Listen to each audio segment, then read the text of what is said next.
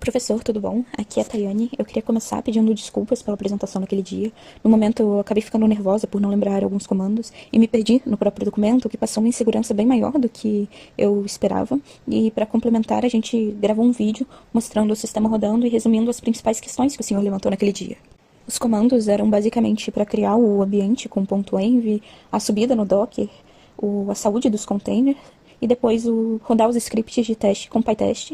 Primeiro a gente tem um script que roda todos os testes, que é o run end-to-end, e depois a gente tem por serviço. Então, o que eu precisava ter rodado aquele dia era basicamente abrir a pasta do serviço, PyTest menos Q. Então, é isso que a gente mostra aqui rodando. Para retomar alguns temas importantes, eu começo com o Gateway, que o papel dele é rotear as requisições para o serviço certo, então ele não implementa regra de negócio nem acessa banco.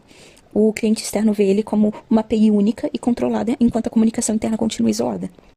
Outro ponto importante para finalizar é a questão da mensageria, que a fila mais útil para ver todos os eventos publicados é em domain.events.audit, e ela também está declarada em messaging barra topology Python. Então ali a gente tem todas as filas, todas as rotas.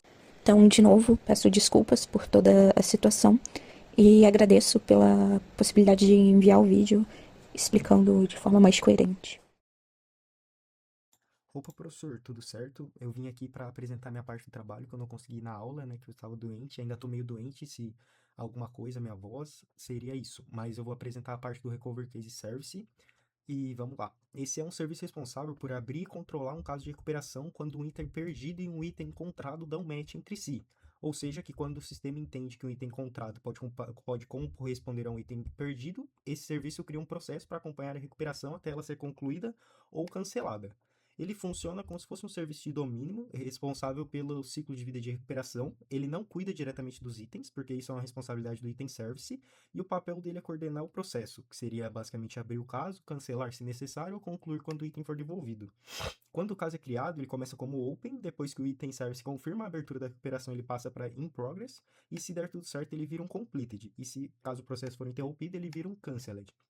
A gente pode ver aqui os estados possíveis de um caso de recuperação, e isso ajuda, aqui no caso, que isso ajuda a gente a controlar as transições válidas do processo. Aqui a gente tem também onde o sistema define quais casos são considerados ativos. Isso também é importante porque o item mesmo encontrado pode não estar em dois casos ativos ao mesmo tempo. A gente tem também aqui o index, que é a parte de proteção do banco de dados, e ela impede que o item encontrado participe de mais de um caso ativo. Então, mesmo que duas requisições cheguem quase ao mesmo tempo, o banco também ajuda a garantir a persistência desse sistema. Partindo agora um pouco para o padrão Saga, como estamos em uma arquitetura de microserviços, cada serviço tem sua própria responsabilidade e seu próprio banco. Então, não usamos a transição única desenvolvendo todos os serviços. Para resolver isso, usamos o padrão Saga, onde ele divide uma operação maior em várias etapas menores.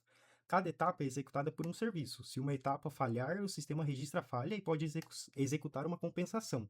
A gente pode ver ele aqui sendo aplicado, certo? Onde cada etapa da saga é registrada com status. Primeiro ele começa como started, se der certo ele vira um success, se der erro ele vira um failed.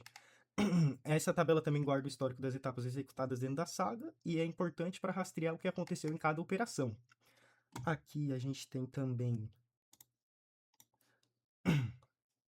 Aqui eu peguei como exemplo o consumed match accept, que é, é a função principal do serviço. Ela é a chamada quando chega um evento e a partir desse evento o sistema cria ou recupera um caso, um caso de recuperação.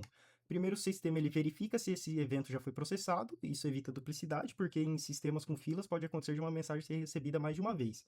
E também depois ele verifica se já existe um caso para aquele match e se o item encontrado ainda está disponível. Se tudo estiver correto, ele cria o caso e inicia uma etapa da saga. Aqui no request, no request payload, nós temos aqui o serviço ele monta a requisição, né, que é enviado para o item service e ele envia os dois itens envolvidos, o item perdido e o item encontrado. Aqui no response nós temos a chamada para o interservice, ou seja, que quando o recover case service não altera o item diretamente, ele solicita que o serviço responsável pelos itens faça essa mudança. Aqui no item service nós temos também, que eu peguei agora como exemplo aqui os opens, seria o open, o cancel e o complete. que a gente vê claramente a comunicação entre os microserviços, né, onde cada um chama os endpoints internos do item service para abrir, cancelar ou concluir uma recuperação. Aqui no services, voltando aqui, a gente tem também o dev cancel recovery case, que no caso o cancelamento ele representa uma compensação dentro da saga. Se o processo de recuperação precisar ser interrompido, o recovery case service chama o item service para desfazer ou ajustar o estado dos itens. Que nós também temos a response, que seria, deixa eu só achar aqui, que seria aqui o item cancel, que essa chamada coordena a compensação no item service e depois disso o caso é marcado como canceled.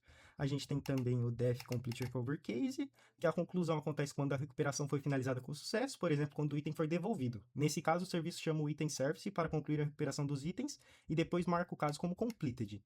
Daí nós temos também o response dele e o recovery case, status, que seria quando ele recebe o status final e também registra a data de conclusão do pedido.